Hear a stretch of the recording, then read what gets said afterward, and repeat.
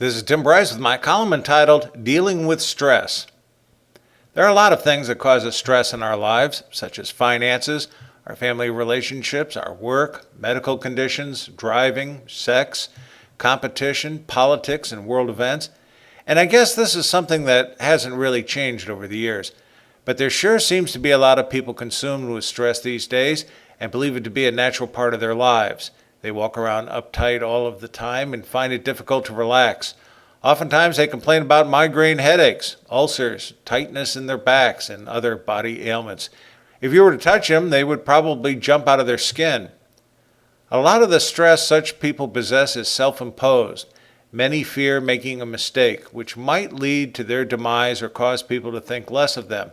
Consequently, we are seeing a generation of uptight perfectionists emerge who sweat over innocuous details. Such people tend to drive the rest of us crazy. To relieve stress, most of us do some sort of physical therapy, talk to people, perhaps a change of scenery or a good stiff drink.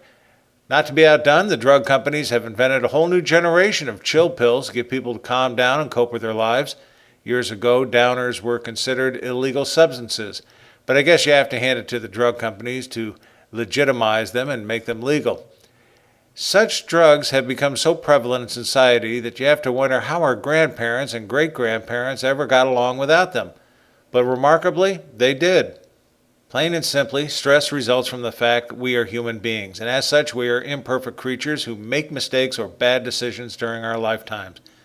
People do not want to admit to making mistakes, but we do.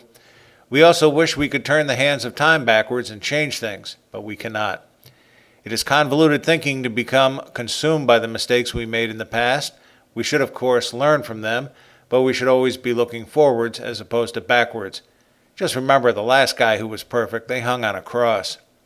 Whether we like it or not, the sun will inevitably rise again tomorrow, and we have to have the fortitude to deal with it. Yes, we will continue to screw up and make mistakes, but we have to pick ourselves back up, lick our wounds, and keep going forward. Perhaps the best way to cope with bedlam is to laugh now and then. I think my father put the best spin on it years ago when he said, "I don't have ulcers, I give them." Friends, keep the faith. This is Tim Bryce in Palm Harbor, Florida. You can find me on the internet at timbryce.com.